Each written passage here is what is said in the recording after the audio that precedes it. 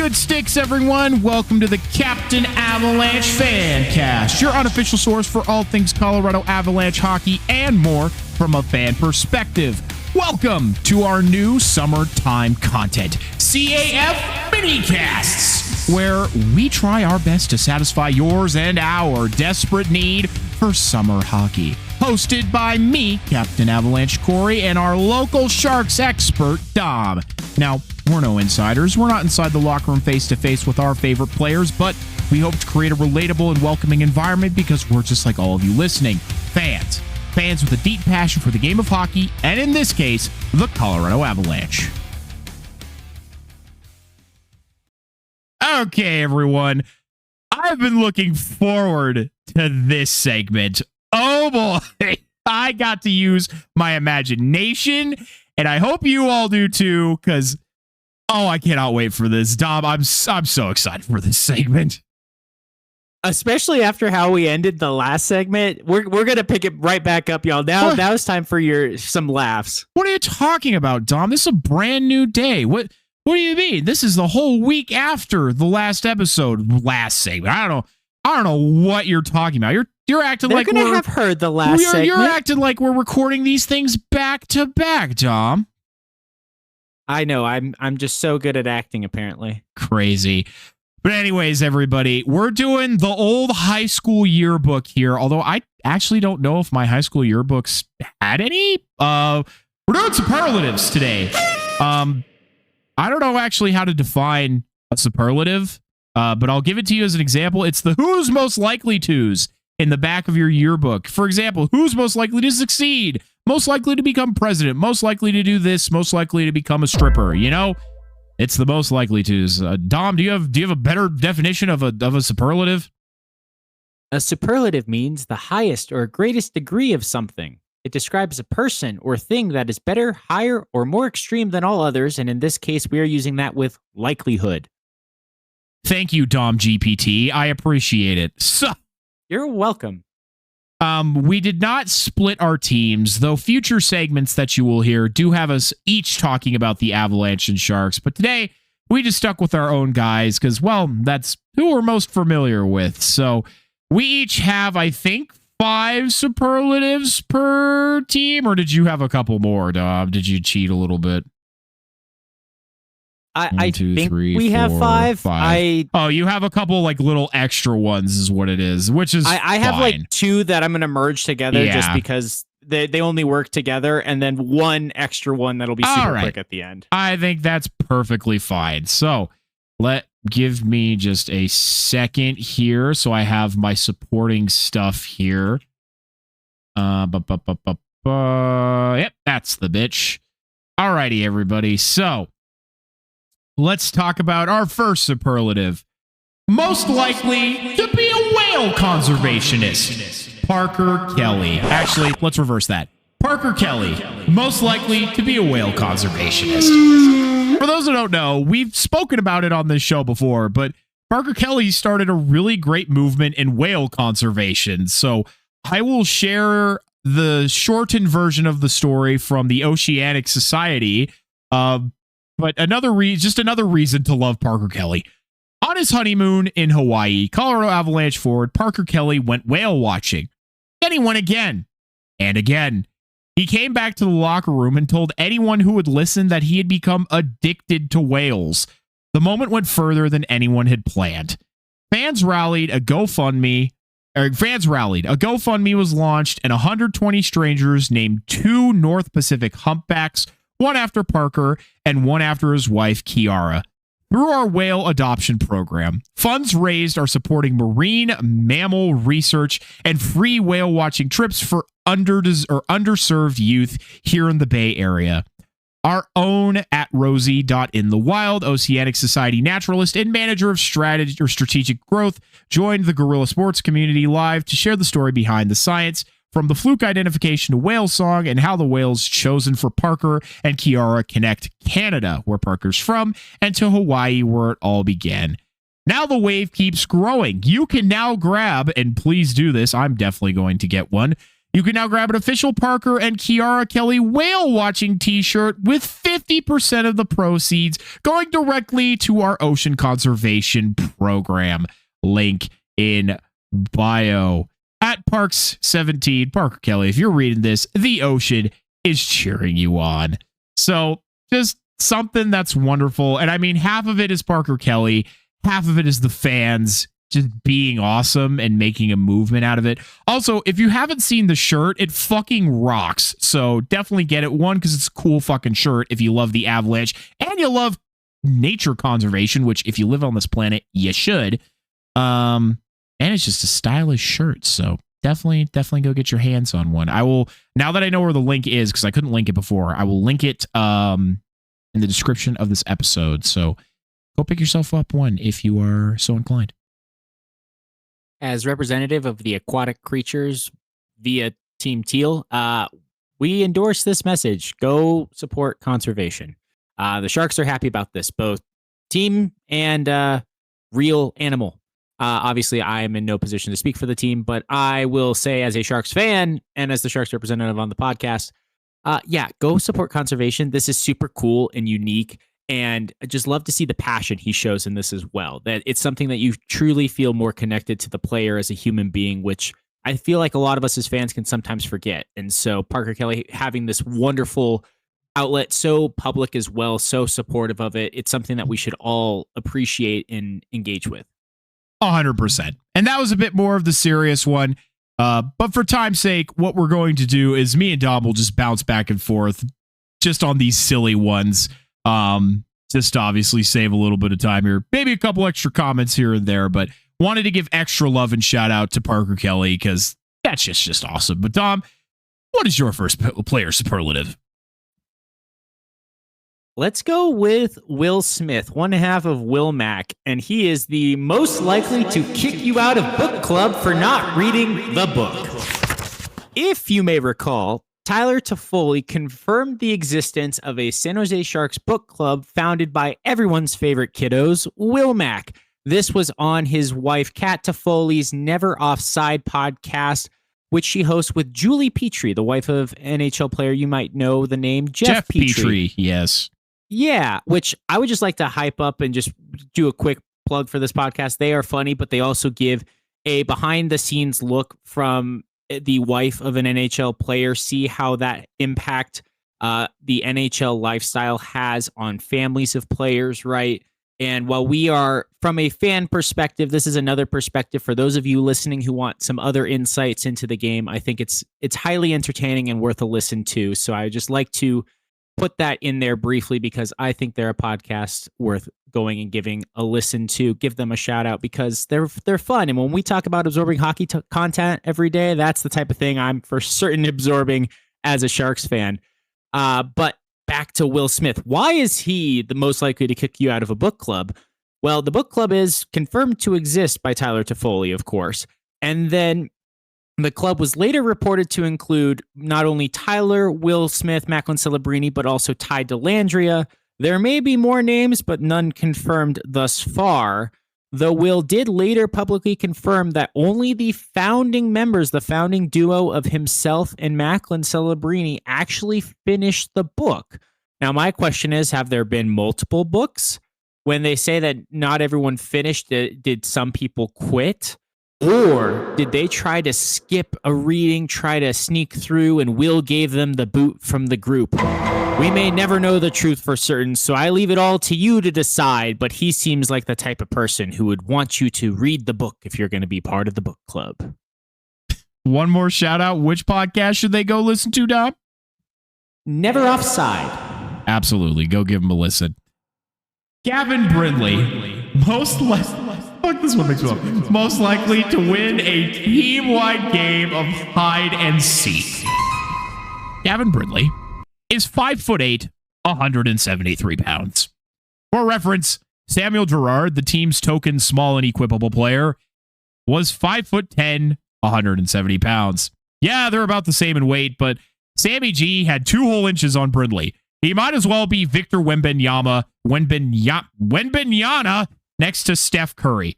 Therefore, The Avalanche all played a team-wide game of hide and seek in some abandoned factory that has a spotty and mysterious history that may or may not be haunted, or it was the version of hide and seek where when you find somebody, they join the Seekers. I'm saying Gavin Brindley would be the last one standing, or crouching, or hiding. Am I saying it's only because he's small and equipable? No.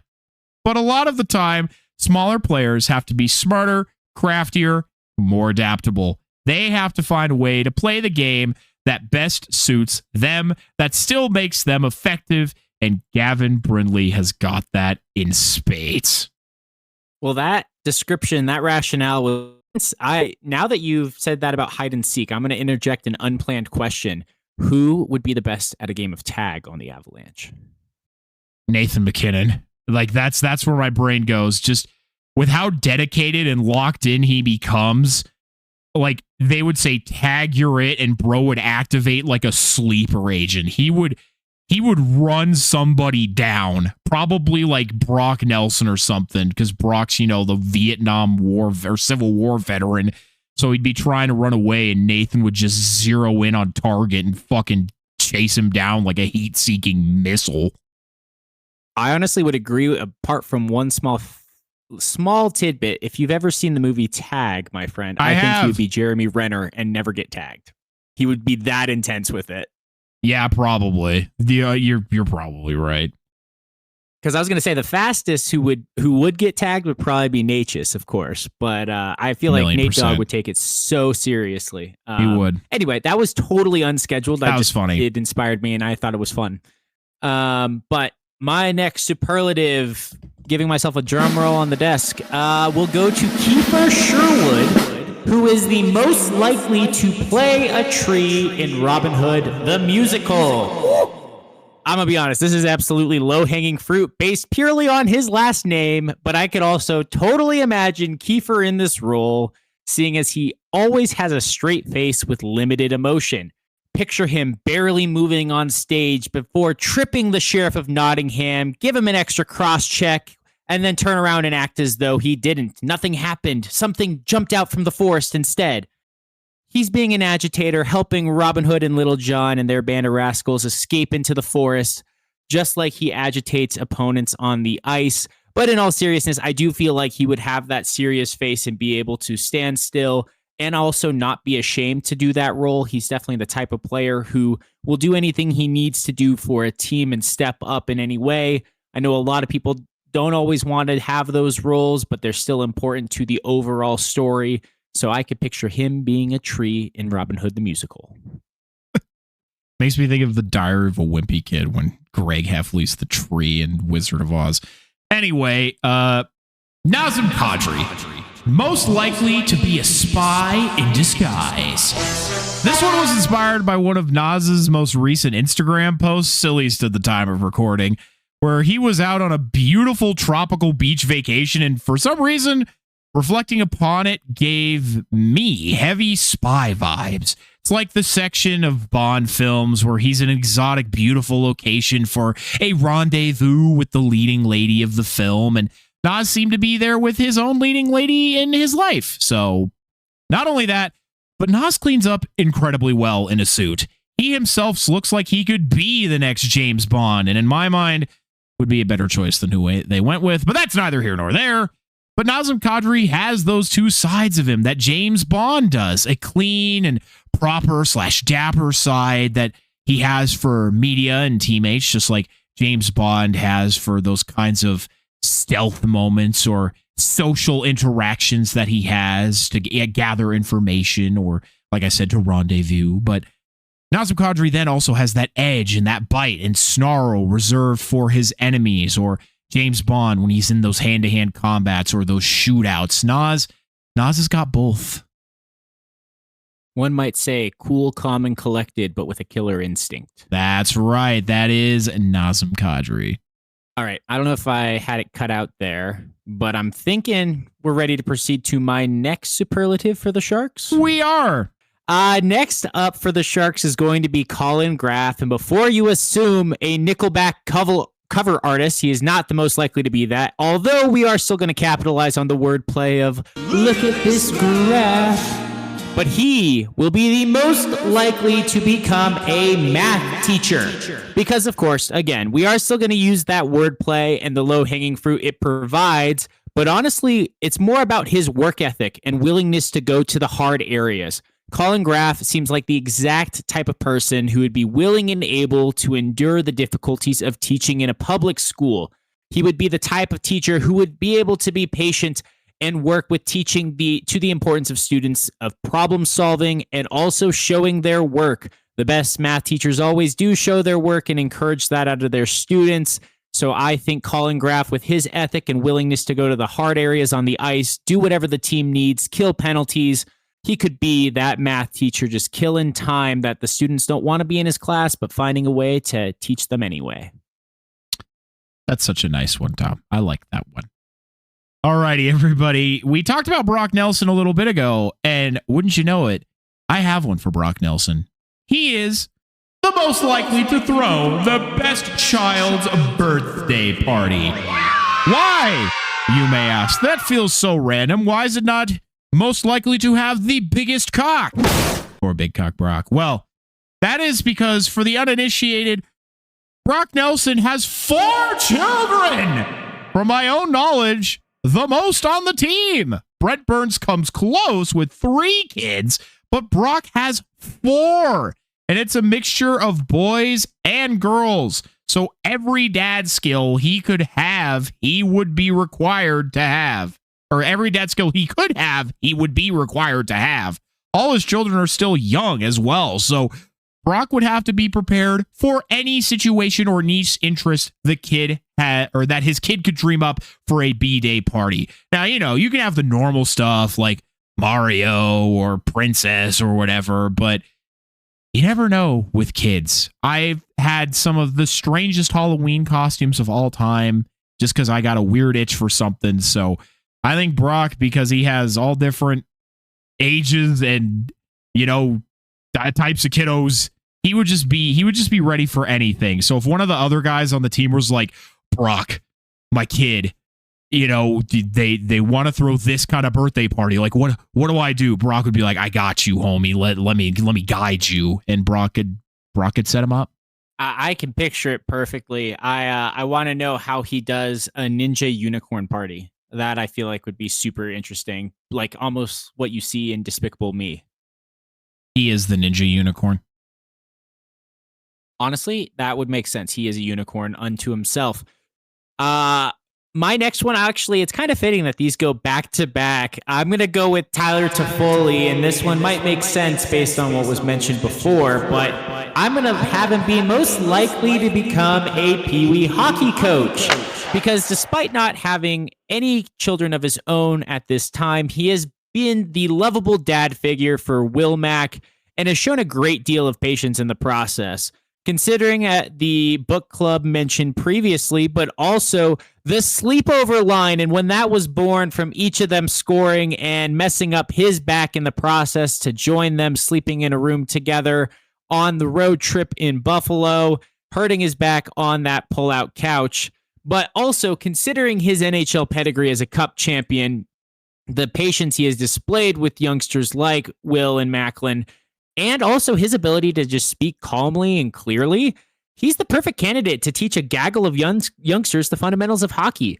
I mean, like I said, he is a cup champion. He knows how to play the sport very well at the highest level, and he also could be able to emphasize the fundamentals. He scored consistently goals in his career.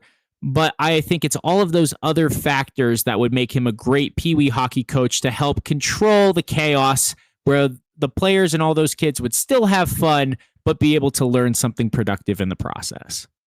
Genuinely, I really can see it, like in the hat with the sweatsuit and the skates, and trying to control children is like herding cats. And yet I really could see Toph with stick in hand, like corralling this group of 5-year-olds, this gaggle of 5-year-olds, just being like, all right, guys, we're going to whack the puck around. All right. But man, you put it so eloquently, Tom. So I really can see it, but man, I truly, I can picture it perfectly. Glad it's not just me. No, I really can't see it. He does have that big dad energy. Mackenzie Blackwood, most likely to still believe in the Tooth Fairy. I'm sure he isn't the only one, but he's the only one that I know. And by that I mean Mackenzie Blackwood is the only goaltender I have ever seen missing his front jibs. Now, for those who don't know what jibs means, it's his teeth. Now, for guys like Brent Burns who are playing without a cage, you expect that kind of damage. Him and Eric Johnson have the $1 million smiles for the Avalanche, but Mackenzie Blackwood is somehow also part of that club. The strangest part is he lost his teeth while wearing his goalie mask. He took a puck straight to the face and his mask stopped it, as it is supposed to, but the mask kicked back and knocked him in the teeth, and before he knew it, he was down a couple pearly whites. So if you're going to lose that many teeth in that unpredictable of a way, you might as well get some cash for him. And Mackenzie's a pretty goofy dude anyway, so I could absolutely see him tucking those under his pillow at the end of the night. I am picturing, I don't know if you've seen it on social media, but like those wands that people will put their credit cards in, the dad who goes up to a drive-through and taps the wand. My mom has one. Mackenzie Blackwood. Oh, I want to get one so bad for the next festival I go to. Anyway, I can picture him doing that and just going bippity boppity boo and having $1 come out magically and replacing teeth. The picture is there. I see it, and I did not realize he lost any teeth. You don't ever see him with the open face smile, right? He's smiling all the time. What are you talking about? He was on your team. You didn't know he was missing teeth? No, maybe it's because my team sucked and he wasn't ever smiling on my team. Okay, fair. Maybe that's what I'm remembering. I'm not remembering him as the Av, but him as the Shark. That's the lasting impression for me. But either way, we love Mackenzie Blackwood. That we do. As the Tooth Fairy. Sorry, I had to drink water there. Well, he's not the Tooth Fairy. He believes in the Tooth Fairy. He's hoping I don't know. I could see him also being the Tooth Fairy. You know what? You're right. You're right. I could see it both ways. On to my combined mishmash of last little ones here. I added this one in mostly for the next one without much description for either, but for Macklin Celebrini, most likely to break the bank. Because even though he has expressed an openness to a hometown discount, much like his mentor, Sidney Crosby, a discount for a player of Macklin's caliber these days is still likely to be $15 million at a minimum. We all love Macklin. We could give him every award under the sun, especially since the NHL didn't give him any because they suck and their voters need to learn that he's just the greatest. But really, I added this to this segment. Who, you ask? For those who forgot, the 7th round draft pick by the San Jose Sharks in this most recent draft is getting most likely to break the bench because he is massive, 7'1" and 280 pounds. If he's sitting on the end of the bench as a defenseman, it might just all pick up and tip over or snap in two. I'm not saying this to be mean. He is just a mammoth unlike anything we have seen in the sport of hockey. Literally the largest. He could make Zdeno Chara look small. Yeah, no, literally the largest ever. And finally, because I suck at following the rules of these games and I wanted to add one more just for fun, to GMMG, Mr. Mike Greer, most likely to win a World Series of Poker bracelet. Because, man, this guy has the greatest poker face, and truly, if we're talking about never smiling, Corey, he is never caught smiling. After the job he has done with this rebuild, he deserves a superlative, even if he's not one of the players on the ice. So I've added him here. Ooga booga. I think that's perfectly fair, Dom. And as you all can see, these were not deeply serious, and I did mean to lead with that, but they were just meant for fun. And that's all this segment was this week. And we hope you enjoyed it, because this was honestly a lot of fun to write, because I was worried. I was like, man, am I going to be able to think of anything? And for me, I didn't want to be too on the nose with it, because of course there's plenty of things that I could have been super on the nose, like most likely to eat chickpea pasta, Nathan McKinnon, but it's like anybody could have thought of that. So I tried to stretch myself outside the box a little bit. And Dom, I think you also succeeded on that mission as well. Honestly, for everyone, just a little behind the scenes here, I asked Corey a day before we recorded, trying to figure out how to fill out this segment. I'm like, So what are we doing with these superlatives? Or is it like, should I be thinking sharks all time? Because I kind of already did the superlatives at the end of season 2 in one of those episodes when the sharks were eliminated at the end of the regular season. But then I saw what he had writing, and then this became so much fun, like Corey said, to go through and think of some funny ideas. So you listened to us from a fan perspective. Well, now it's also a fun perspective. Well, everyone, the clock is counting down to the final horn. We really appreciate you taking the time to listen to this CAF Minicast. If you have something you want to know about the Avalanche, Sharks, or just hockey in general, or have an idea for future segments, reach out to us on our socials or email, and we'll be happy to try and answer it or include it. The best thing you can do if you like what we're doing here is to follow us on whatever platform you're using and to share this podcast everywhere you can with everyone you can. I'm Captain Avalanche Corey. And I'm Dom from the Tank. Check out our new episodes every week. Thanks, everyone.